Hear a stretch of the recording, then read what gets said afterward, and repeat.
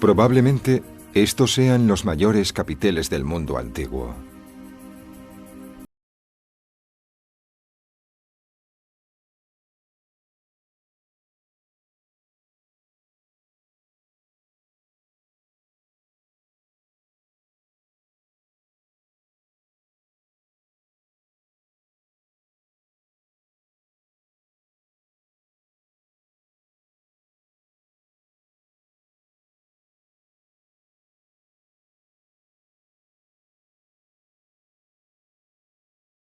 Arqueología. Persépolis. El destello de un imperio. Persépolis, la residencia del rey Darío, símbolo del poder y el esplendor del imperio persa. Darío hizo construir una vasta terraza en el centro, en las laderas de Kuer-Rahmat, el monte de la piedad. El imperio persa llegó a extenderse por 3 continentes, desde el Indostán hasta la costa occidental del Mar Negro, desde el Mar Caspio hasta Etiopía.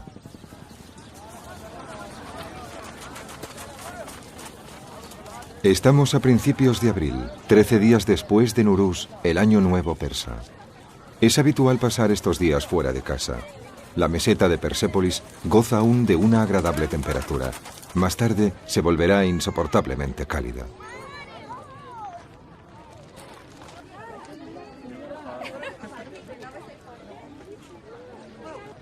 A los iraníes les gusta particularmente pasar la fiesta de Sizdah-e Bidar, el 13º día después del Año Nuevo, aquí en Persépolis.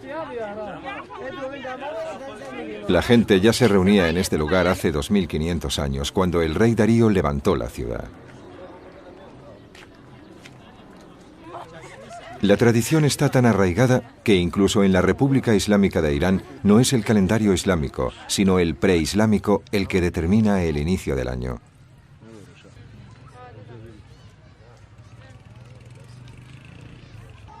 Todo aquel que puede pasa el día fuera de casa. Un espléndido picnic es el momento álgido de la fiesta, cuyos orígenes probablemente se remonten a la era aqueménida, la época en la que Darío, el rey de los persas, perteneciente a la dinastía aqueménida, ordenó construir Persépolis sobre el año 520 a.C. Persépolis es un lugar precioso, por eso todo el mundo lo visita, incluso desde el extranjero. Es un lugar muy agradable y hay unas vistas bellísimas. Es una especie de peregrinaje, especialmente durante el Sizdah-e Bidar. Todos los años venimos a Persépolis para el Sizdah-e Bidar, porque este lugar perteneció a nuestros antepasados. Visitamos este lugar para asegurarnos que nuestra memoria no desaparecerá jamás. Solo venimos aquí, el resto de las ruinas nos resultan indiferentes. Por eso no vamos. Persépolis fue construida en época de los reyes Ciro y Darío. Cuando los griegos declararon la guerra a los persas, vinieron aquí y lo destruyeron todo. Centremos nuestra mirada en la historia del imperio persa y de su capital, Persépolis. El Año Nuevo y la llegada de la primavera son motivo de celebración conjunta. La primera festividad del año se lleva a cabo en este lugar. Así los visitantes pueden recrear cómo era la vida hace 2500 años.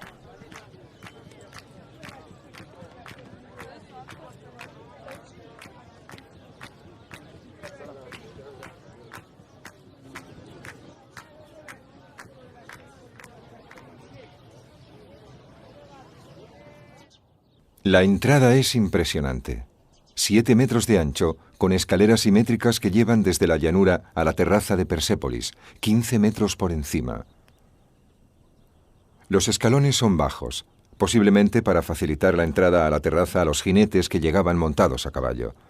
Tras un giro de 180 grados, las 2 escaleras se unen en una plataforma central ante una gran puerta.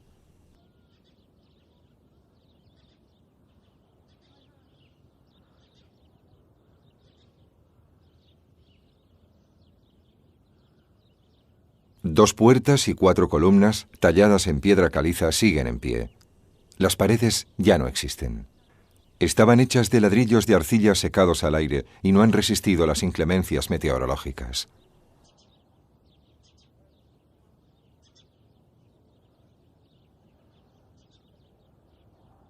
Fue el rey Jerjes, el hijo de Darío, el que hizo construir la estructura de esta puerta. En la inscripción, el hijo alaba los edificios de su padre, diciendo que a él se debe buena parte de la belleza de Persépolis. Jerjes llama a la entrada la puerta de todas las naciones. Enormes toros vigilaban la entrada, exigiendo respeto.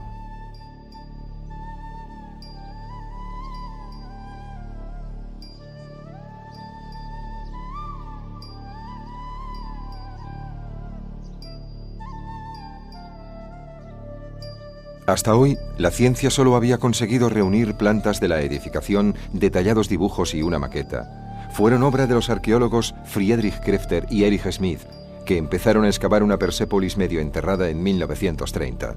Hoy podemos disfrutar de una reconstrucción digital increíblemente fidedigna, tanto arquitectónica como históricamente. El mundo antiguo tenía color, de hecho era sorprendentemente colorista. No solo Oriente Próximo, sino también la antigua Grecia. Fragmentos de pintura, descripciones realizadas por los escritores clásicos y descubrimientos de referencia nos proporcionan las pruebas. Casi todos los edificios estaban decorados con inscripciones que, a pesar de sus arcaicas expresiones, nos ofrecen una valiosa información sobre el Imperio Persa y su capital. Escoltando las puertas orientales encontramos criaturas aladas con cuerpo de toro y busto humano.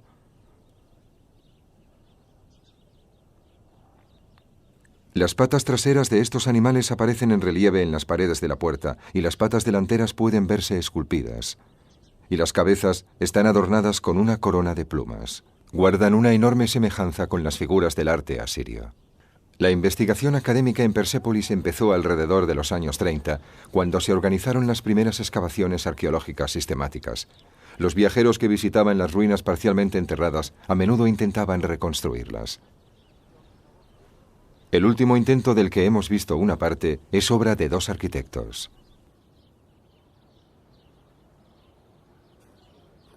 Wolfgang Gamke es uno de ellos. Ejerce de asesor en el yacimiento.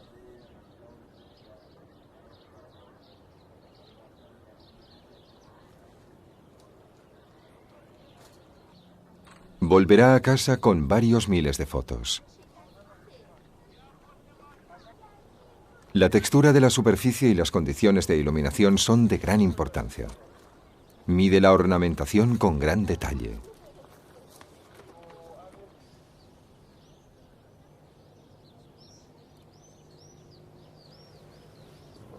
Y compara su trabajo con el realizado por el arquitecto y arqueólogo Friedrich Krefter en su reconstrucción.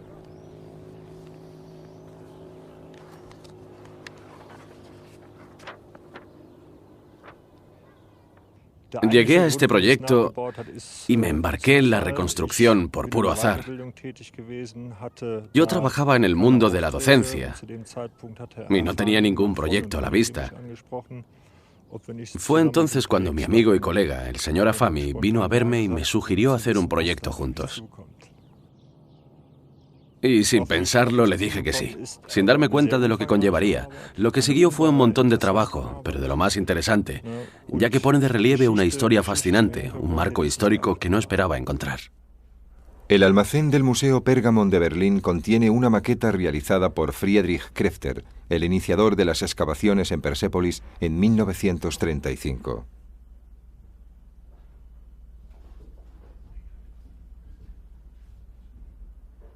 Actualmente, la maqueta de Krefter está considerada como la más fiel de las reconstrucciones, así como la única que contiene una base científica seria.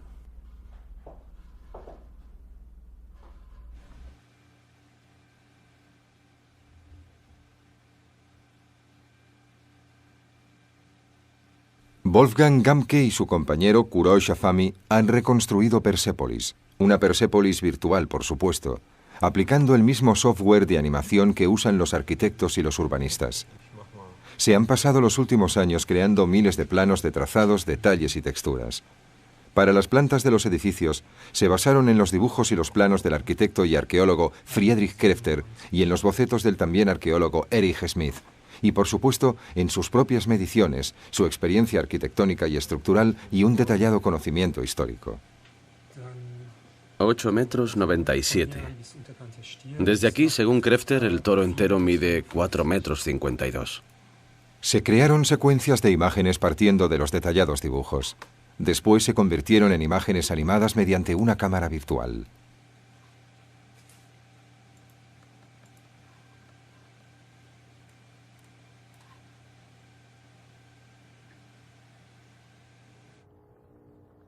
Los ejércitos de Alejandro, el rey de Macedonia, destruyeron Persépolis en el año 330 a.C., seguramente incendiándola. Aún así, las ruinas siguen siendo impresionantes.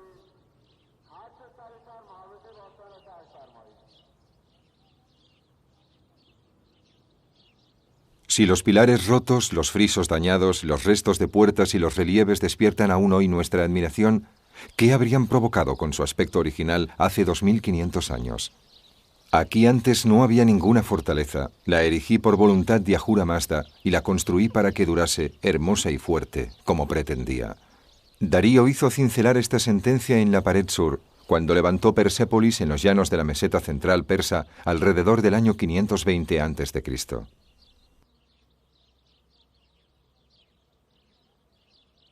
La materia prima utilizada fue piedra caliza, densa y dura.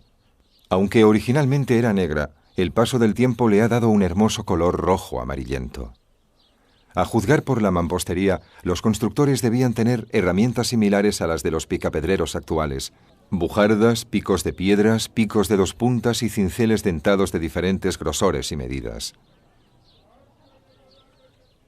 Trabajaban eficientemente. Las canteras se encontraban a los pies de las montañas del norte de Persépolis, a 1 kilómetro de distancia como mucho, frecuentemente junto al lugar donde se construía. Abrieron canales en la roca, empezando por la parte superior, para conseguir el tamaño de piedra requerido. Era un trabajo terriblemente duro.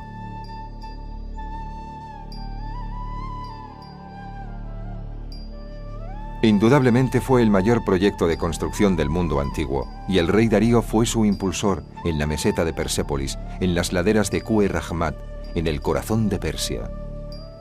Persépolis iba a convertirse en el eje de su imperio, un símbolo de poder. Se construiría una terraza en las laderas de la montaña de 300 metros de ancho y 455 metros de largo. Las enormes paredes exteriores tendrían 15 metros de altura. Fueron necesarios muchos artesanos. Los picapedreros eran jonianos y lidios, los orfebres eran de Media y de Egipto, los carpinteros lidios y egipcios, los hombres que trabajaban las baldosas eran babilonios. Así queda recogido en una inscripción en el palacio de Susa, que se edificó al mismo tiempo. En ningún documento escrito se habla de esclavos. Sin embargo, hay documentos que describen un complejo sistema de salarios en el imperio persa. El rey Darío nunca llegó a ver la construcción finalizada. Sus sucesores le añadieron detalles, la completaron y la cambiaron. Persépolis llegó a su aspecto definitivo bajo el mandato del rey Artajerjes II, que gobernó hasta el año 337 a.C. 170 años después del inicio de la construcción, 7 años antes de que fuera destruida. Incluso en ese momento, hace 2500 años, la gente acudía en masa a Persépolis con motivo de las celebraciones del Año Nuevo. Había mucho que ver. Llegaban delegaciones de todo el imperio. Los palacios debían inspirar respeto y admiración entre los dignatarios de los pueblos de Oriente Próximo, obligados a pagar tributos. En Nuruz, el Año Nuevo persa, debían presentarse ante los reyes aqueménicos Darío, Jerjes, Artajerjes, para rendirles homenaje y ofrecerles presentes.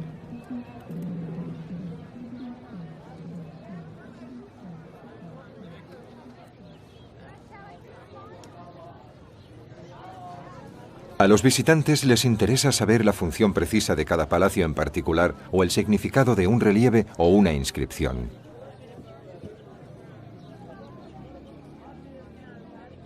Pero los arqueólogos e historiadores muchas veces solo pueden ofrecer suposiciones e interpretar los hallazgos.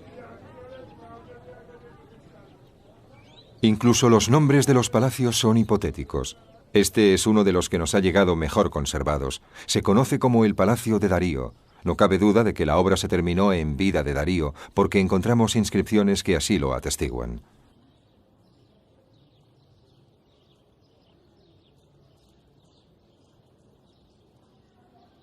Sin embargo, lo que ya no es tan seguro es que fuera su palacio residencial. Pero sabemos a ciencia cierta que este es el rey Darío, derrotando a una criatura leonina con garras de grifo. Un motivo que descubrimos en todos los palacios de todos los reyes. El palacio está orientado al sur, al acceso original a la terraza. Era lo primero que veían los visitantes y para hacerlo aún más majestuoso, está construido sobre un pedestal alzado. En los escalones que conducían a la entrada del palacio vemos relieves de criados vestidos con elegantes prendas plisadas y con trajes de jinetes. Llevan vasijas que presumiblemente contienen comida y animales vivos. ¿Se consideran parte de la cena para la corte o se trata de ofrendas?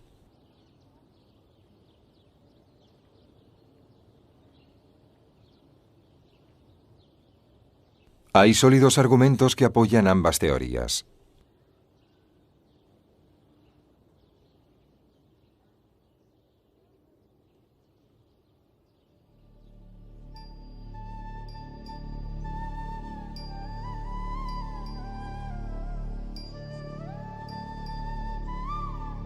El Palacio de Darío era un edificio oficial, probablemente la solemne sede del gobierno. Las representaciones gráficas en puertas y escalones muestran el estilo básico y los mismos motivos que todos los relieves de los jardines del palacio.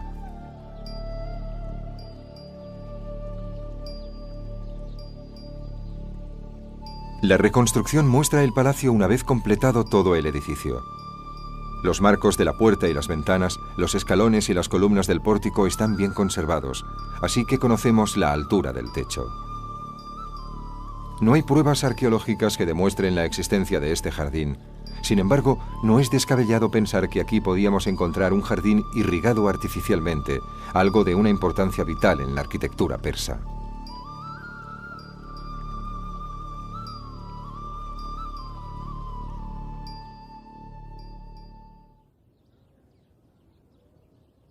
Las inscripciones en el interior de la puerta del Palacio de Darío son también especialmente relevantes.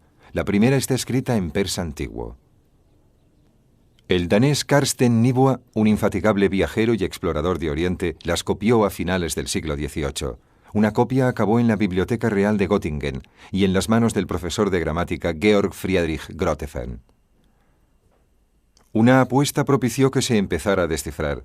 Un amigo de Grotefend, Raffaello Fiorello, bibliotecario de la Biblioteca Real, aceptó el desafío de Grotefend, que aseguraba que podía descifrar un texto sobre cuyo alfabeto, lengua y contenido no tuviera ningún conocimiento.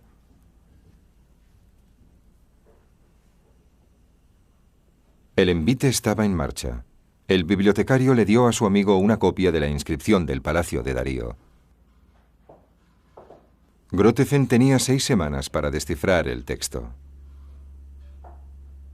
Empezó dando por sentado que se trataba de un alfabeto que se leía de izquierda a derecha, así que empezó por la esquina superior izquierda.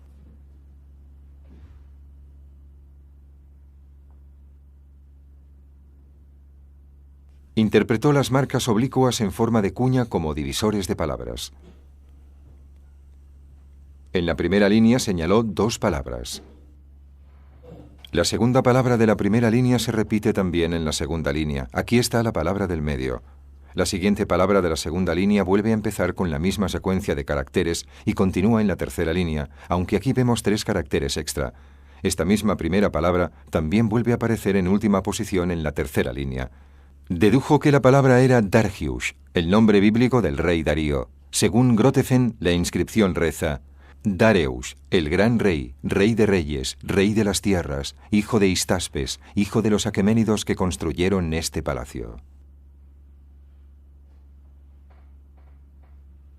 Se había encontrado una pequeña puerta de acceso al alfabeto persa. La entrada principal, sin embargo, se encontraría en la carretera de Ecbatana a Babilonia. Ali Asghar Sarin inicia su descenso por la cara del despeñadero de Bisotún.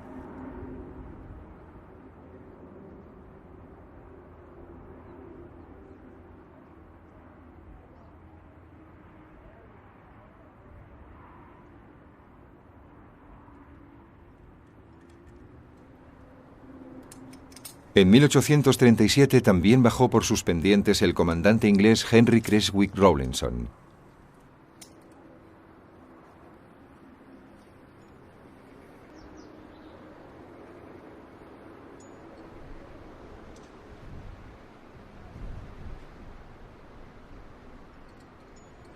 El despeñadero tiene algo muy especial.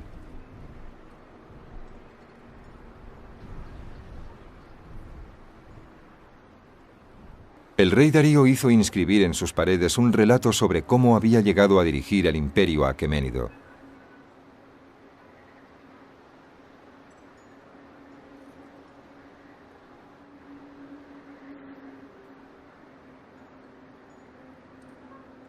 Los relieves y las inscripciones no se pudieron hacer desde el pie del despeñadero.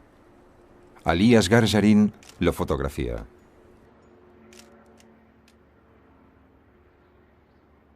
Rawlinson descendió todos los días durante semanas y meses para copiarlo.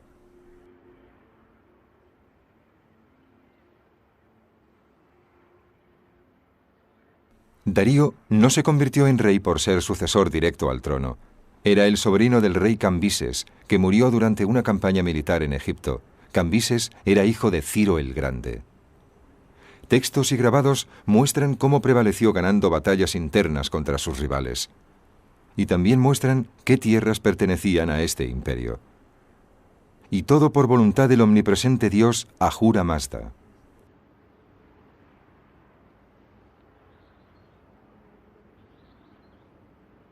En el relieve de Bisotún encontramos 3 lenguas distintas, elamita, babilónico y persa antiguo cuneiforme, que Darío había puesto especial interés en desarrollar. Así pues, nos muestra el progreso de la escritura cuneiforme persa y un informe sobre los acontecimientos del imperio persa antes de que Darío asumiera el poder. Además de la política imperial, descubrimos detalles sobre la Apadana, el gran salón del trono y de audiencia, el eje administrativo de Persépolis.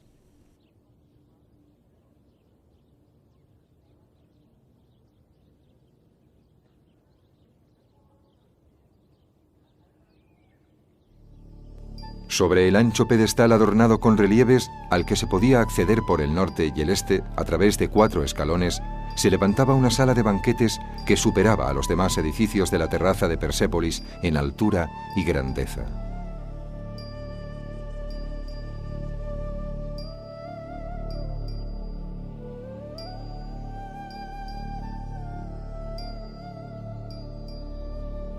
Las filigranas de las almenas de los pedestales, las escaleras y los aleros, las composiciones únicas de las columnas con sus coloridos motivos florales, el toro con cabeza humana, pezuñas doradas y rizos azules que miraba hacia abajo desde el techo, las tiras de esmalte policromo brillando al sol, las cornisas y el artesonado brillantes como el oro, las altas ventanas y los anchos marcos con sus puertas doradas.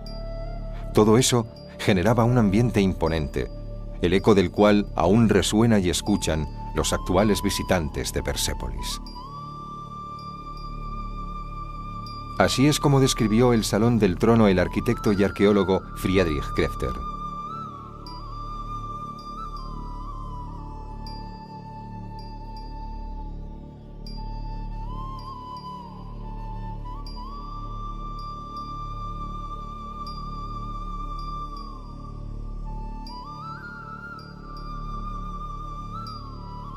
El objetivo de nuestros dibujos y nuestras reconstrucciones en maquetas es recrear parte de ese ambiente, escribe acerca de su trabajo. Lo mismo puede decirse de las reconstrucciones digitales de los edificios de Persépolis.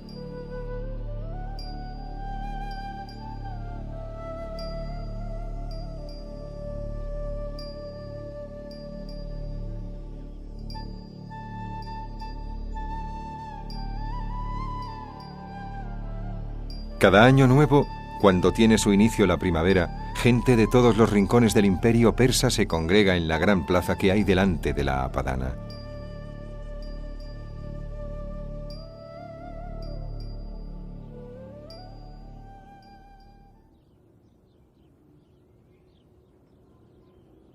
Relieves en las escaleras. El omnipresente motivo del león y el toro enfrentados, en el que alternativamente ganan uno u otro, se considera un símbolo del cambio diario del día a la noche.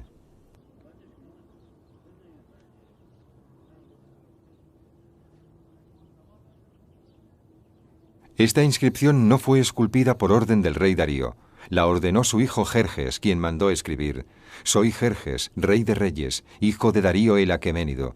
Todo fue construido siguiendo la voluntad de Ahura Mazda y los demás dioses, y después suplicó protección para su reino.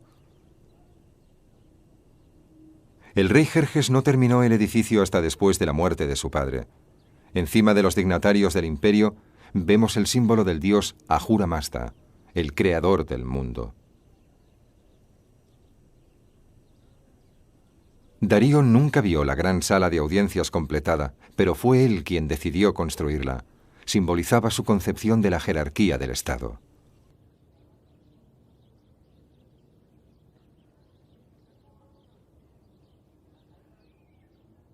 La Apadana era el centro de un imperio, y los relieves de la escalera muestran su estructura social.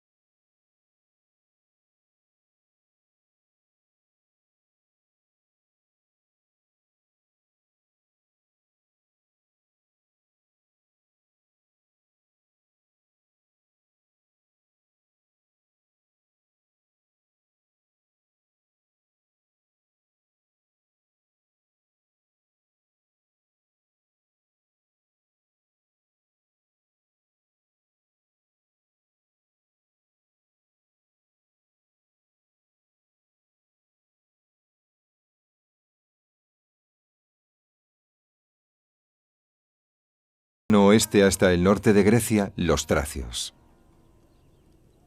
Los relieves de la Apadana son también un documento del mundo conocido en ese período.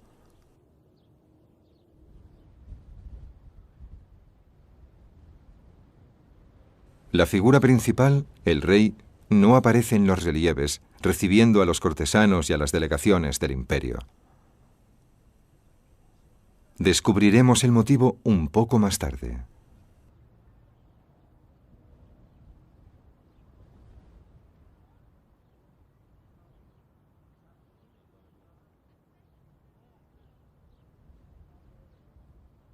Hay quien cree que la Apadana y toda la terraza de Persépolis se planearon y construyeron únicamente para recibir a los enviados de los pueblos obligados a pagar tributos durante la fiesta de Año Nuevo.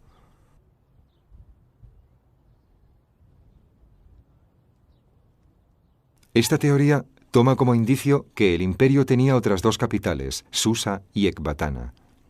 Persépolis estaba engalanada de una manera particularmente magnífica.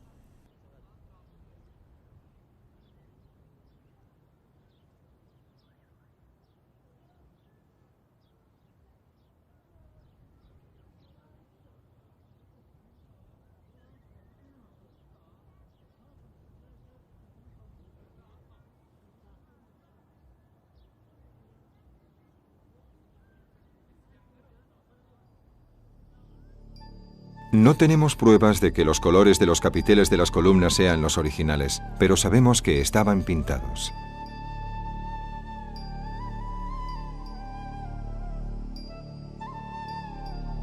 Una columna simbolizaba un árbol sagrado, una imagen de larga tradición en Asia Occidental.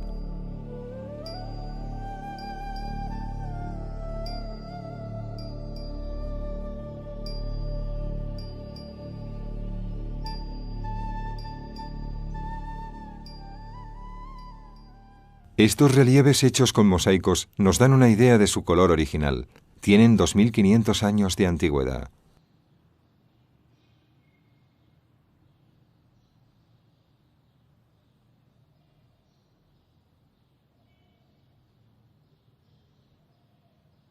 Los guardaespaldas del rey.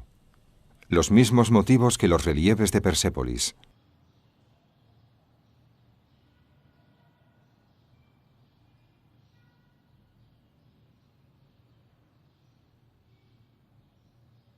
Míticas criaturas aladas.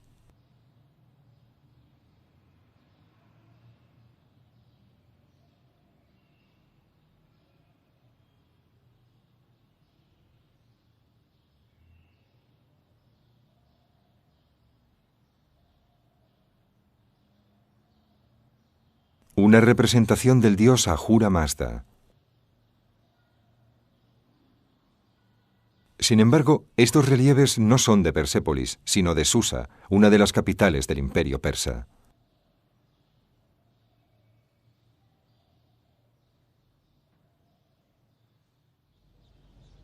En Susa empezó toda la actividad arqueológica de Irán. Sin embargo, en ocasiones, el trabajo se llevó a cabo con un rigor científico muy discutible. Reliquias históricas acabaron como ladrillos en un edificio o fortaleza. Arqueólogos franceses construyeron este baluarte a finales del siglo XIX. En él protegían sus hallazgos arqueológicos. El rey Darío construyó Susa prácticamente al mismo tiempo que Persépolis. Susa se menciona incluso en el Antiguo Testamento. El libro de Esther contiene un pasaje que dice: «Y cuando esos días acabaron, el rey dio un festín que duró 7 días para toda la gente que estaba presente en la ciudadela de Shushan, de grandes a pequeños, en el patio del jardín del palacio del rey. Oro y plata sobre un pavimento de mosaicos de alabastro, turquesa y mármol blanco y negro, y servían bebidas en vasijas de oro».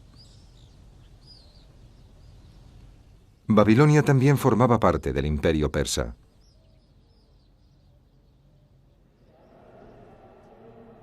Esta es la puerta de Ishtar, en Babilonia. Era parte de un camino procesional utilizado a principios de año, en primavera. Cuando Babilonia cayó en el año 539 a.C., Todos los grandes reinos adyacentes se habían incorporado ya al imperio persa. Esto ocurría 16 años después de que el rey Ciro, conocido más tarde como Ciro el Grande, hubiese conquistado Media.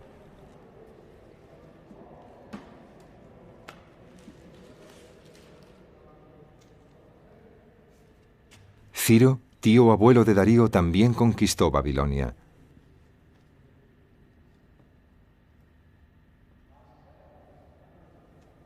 La reconstruida puerta de Ishtar y una maqueta de la ciudad pueden visitarse en el Museo Pergamon de Berlín. Los hombres que trabajaban los ladrillos eran babilonios. El rey Darío hizo tallar esto en una inscripción de la mampostería de Susa. Hay una larga tradición de mosaicos en la arquitectura de Oriente Próximo. La puerta de Ishtar y el camino procesional fueron inspiración artística para los colores y los elementos decorativos de los palacios aqueménidos.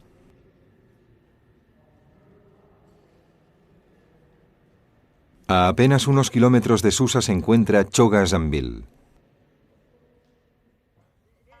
La torre de este templo zigurat se considera la mejor conservada y la más monumental de su estilo. Es incluso más grande que la célebre Torre de Babel. Era el centro de una ciudad. En el siglo XIV a.C. era la sede de un rey elamita.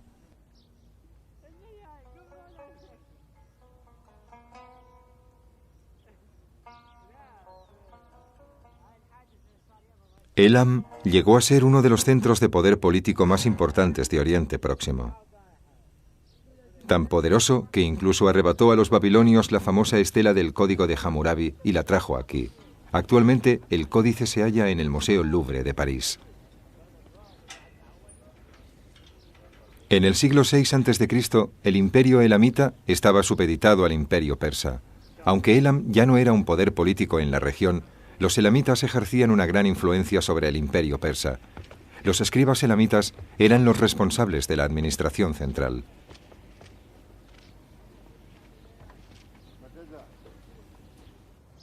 Su lenguaje y su sistema de escritura disfrutaban del mismo prestigio entre los babilonios y los antiguos persas.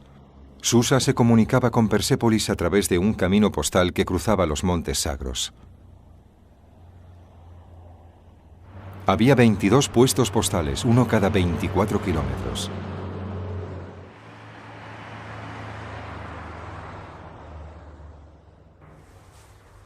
No he considerado Persia como una tierra que deba pagar impuestos, ya que la tierra persa está exenta de cualquier impuesto, informa el gran historiador griego Heródoto al hacer una lista de impuestos de los diferentes reinos persas. Pero estaba equivocado. También los granjeros y los artesanos del centro de Persia tenían que pagar impuestos. Se ofrecían cebada, dátiles, higos, nueces, aceite, pequeños animales de granja, ganado y caballos. La tierra que rodeaba Persépolis era fértil. Un ingenioso sistema de irrigación que proveía de agua del deshielo de las montañas a la fértil meseta garantizaba buenas cosechas. Fincas reales, granjeros independientes y grandes terratenientes eran habituales en esta tierra. Junto a ellos había minifundistas y arrendatarios. Los terratenientes proporcionaban a los agricultores semillas y agua. Los arrendatarios, a cambio, estaban obligados a entregar una proporción predeterminada de su cosecha. En el caso de la cebada, por ejemplo, tenían que dar 10 veces la cantidad de semillas. La tierra producía poco más que eso.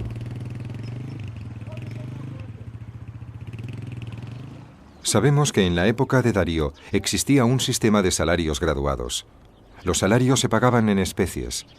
El salario mínimo consistía en 1 litro de cebada al día, suficiente para hacer una hogaza de pan de medio kilo.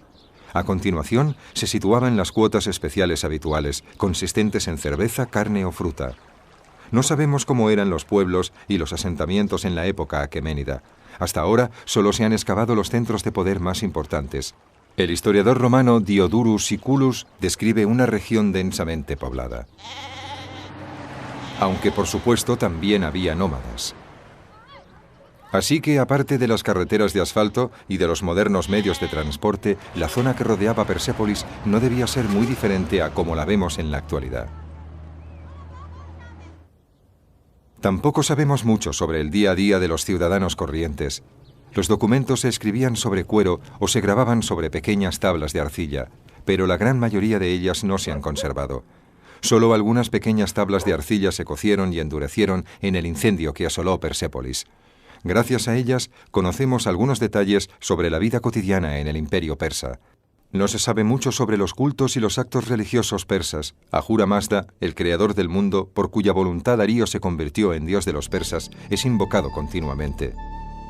Apodado el Tripilón por los arqueólogos debido a sus 3 entradas, este edificio se construyó en ángulo recto con el gran salón del trono, pero su función aún no se ha determinado concluyentemente.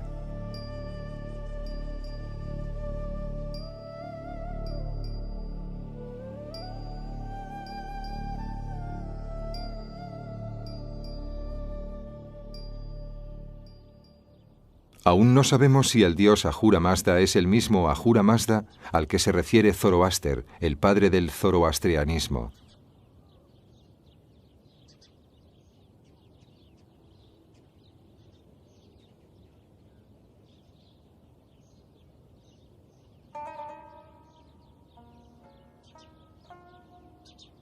Esta es la escultura animal más grande de la terraza de Persépolis. Originalmente eran 2. Su compañero está ahora en el Museo de Chicago. Los toros vigilaban la entrada de una habitación cuya función no está clara. Los relieves de la entrada norte muestran al rey entronado con los dignatarios del imperio. Son conducidos por los guardias del rey.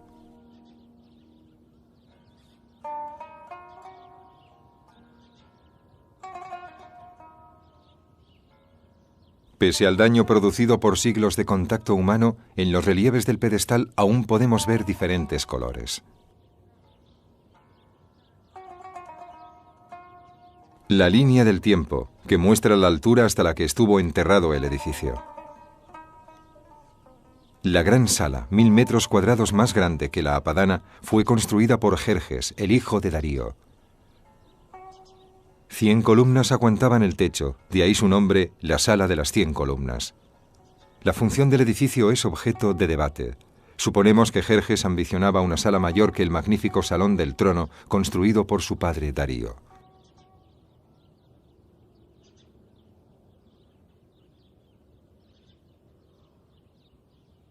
Todo es más grande.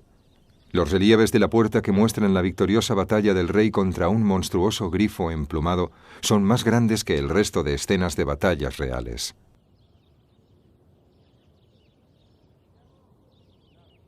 Las columnas, que dan a la sala una sensación de amplitud, debieron resultar impresionantes y turbadoras para cualquiera que se hallase aquí.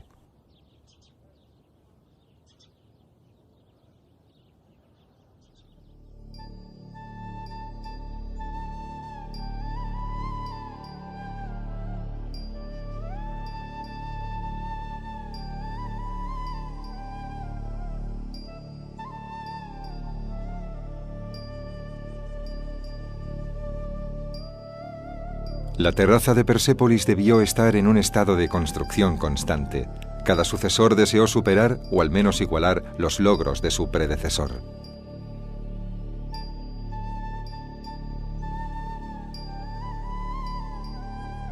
Este deseo fue aparentemente muy pronunciado en Jerjes, el hijo de Darío.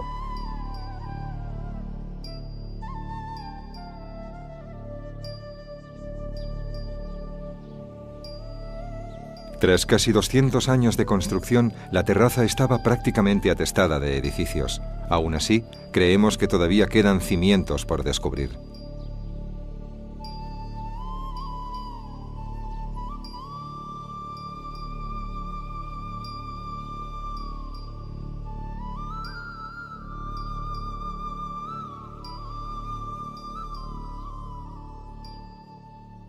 Las impresionantes ruinas, pese a estar parcialmente enterradas, han atraído a los viajeros europeos, mercaderes y diplomáticos en su mayoría desde el siglo XVI.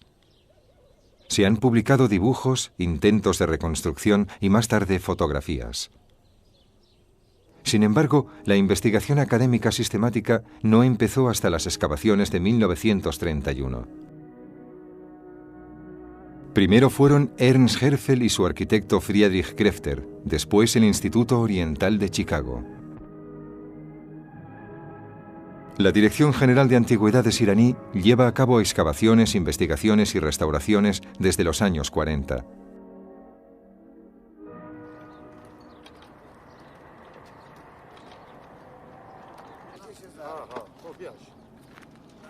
Una enorme piedra movida con rodillos, una técnica no muy diferente a la usada por los artesanos hace 2500 años.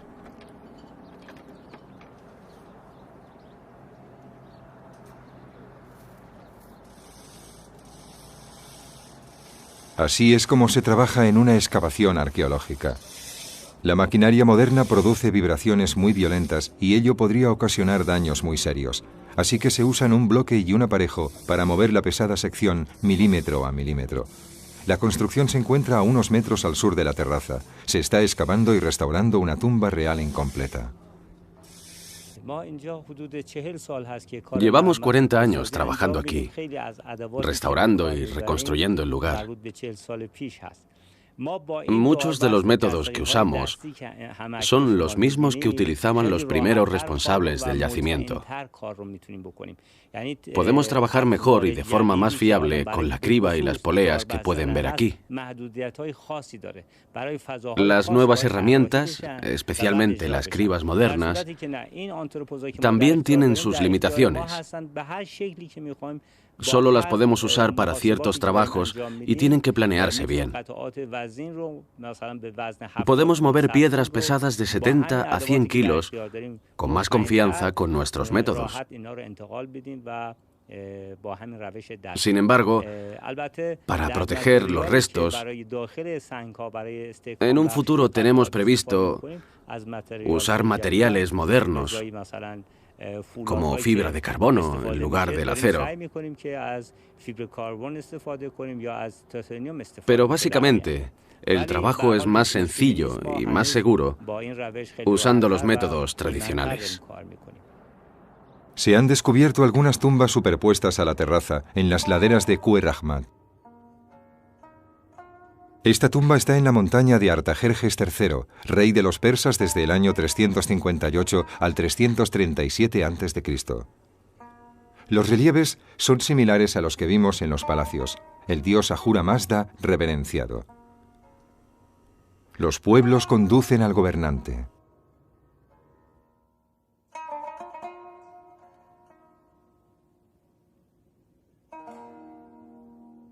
Las tumbas son versiones en miniatura de los palacios. Esto nos brinda información importante sobre los métodos de construcción, por ejemplo, cómo se unían las vigas de madera a los capiteles. En el centro de la mayor estructura de la terraza vemos un relieve especial, la tesorería, que se inició con Darío. En ella, el rey recibe a dignatarios del imperio. Tras él, el príncipe heredero. Por desgracia, su cara ha sido destruida.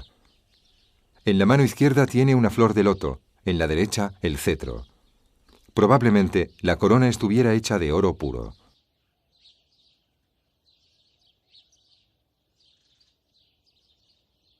El relieve se considera una obra maestra del arte aqueménido por su detallada composición de los objetos y la gente.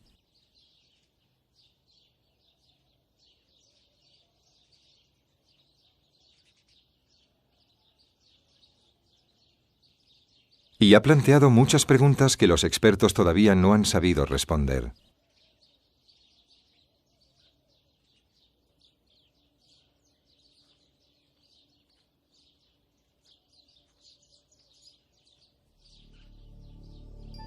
¿Quién es el rey? ¿Darío o Jerjes? El príncipe heredero que aparece tras el rey podría ser Jerjes o su hijo Artajerjes.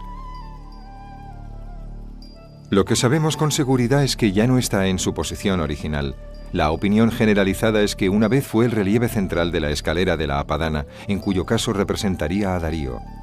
Tras su muerte, su hijo la quitó porque no quería seguir siendo representado como el príncipe heredero. También hay opiniones enfrentadas respecto a la tesorería. ¿Era la sede de la administración financiera o un almacén y un archivo de objetos valiosos? La mayor parte de la información que tenemos sobre el imperio aqueménido proviene de pequeñas tablas de arcilla encontradas aquí. El fuego originado por los soldados de Alejandro las coció y las endureció. Así es como las tablas de arcilla se han conservado. Parsa, el viejo nombre de Persépolis, está grabado en la arcilla.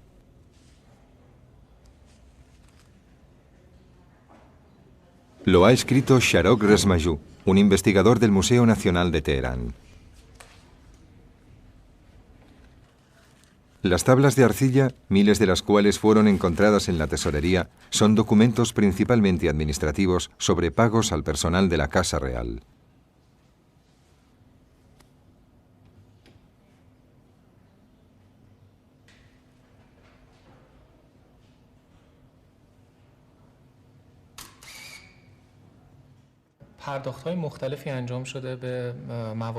Las tablas de arcilla de Persépolis relatan diferentes tipos de pagos por una gran variedad de servicios.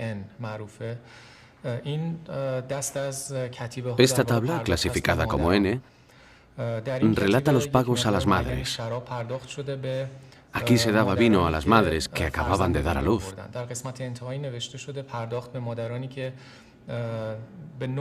A 9 madres que dieron a luz niños y a 6 madres que dieron a luz niñas. El vino que recibieron podía cambiarse, como el dinero, por otros bienes. La mayoría de las tablas de arcilla de Persépolis, que contienen detalles de pagos, se hicieron de la misma manera. El escriba aguantaba la tabla entre su dedo pulgar y los demás, y por eso muchas veces se observan huellas en el lado izquierdo. La primera línea de la tabla empezaba arriba. La pluma se apretaba contra la arcilla, dejando huellas rayadas. Después esas líneas se rellenaban con escritos. Si cometía un error, podía igualarlo, ya que la arcilla aún estaba húmeda, y hacer la corrección. La inscripción estaba sellada en la esquina superior izquierda para hacerla oficial. A veces, si el reverso permanecía en blanco, también se sellaba para evitar que se realizaran entradas posteriores. Aquí se pueden ver agujeros a ambos lados, por los que podía pasar un trozo de cuerda, con los que se colgaban y archivaban las tablas. Un grupo de escolares mira un relieve en el Museo Nacional de Teherán.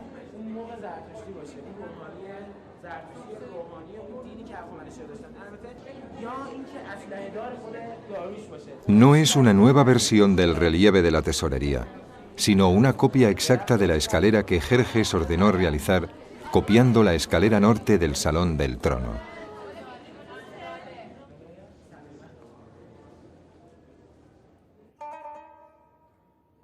Darío el rey declara: "Este es el reino que poseo, desde Escitia, más allá de Sogdiana, hasta Etiopía, desde India hasta Lidia". Esto está grabado en los estatutos de fundación que Darío había enterrado en los cimientos del Salón del Trono.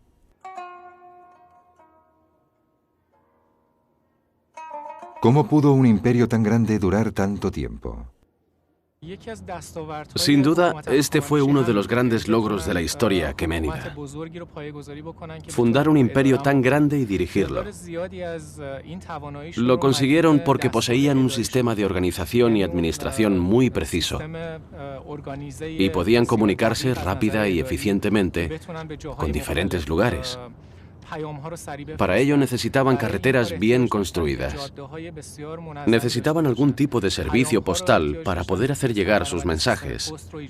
Para garantizar el intercambio de bienes y un sistema financiero que funcionara, era necesario tener un sistema de pesos y medidas, nuevas monedas y la introducción de un año financiero. Un mensaje procedente de Sardes, actualmente Esmirna, no debería tardar más de 20 días en llegar. También intentaron no involucrarse demasiado en los asuntos culturales de las tierras conquistadas. Cada región disfrutaba de total autonomía religiosa y cultural. A los aqueménidos no les interesaba destruir el tejido cultural de una tierra. Esto hacía que gozaran de la lealtad de la población de la tierra conquistada. No tenían que ejecutar gente ni reclutar tropas. No expandían demasiado su zona de influencia. Se mantenían en los límites razonables que les permitían asegurar un gobierno eficaz. Por eso se mantenían en las fronteras del norte, el sur, el este y el oeste, y no avanzaban más. Su imperio abarcaba 3 continentes, y con eso ya tenían suficiente.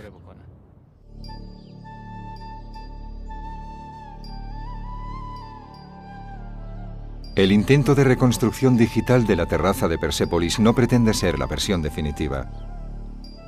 Los continuos trabajos de investigación y las excavaciones que se llevan a cabo sacarán a la luz nuevos descubrimientos. Los intentos de reconstrucción podrán completarse y aportarán datos novedosos.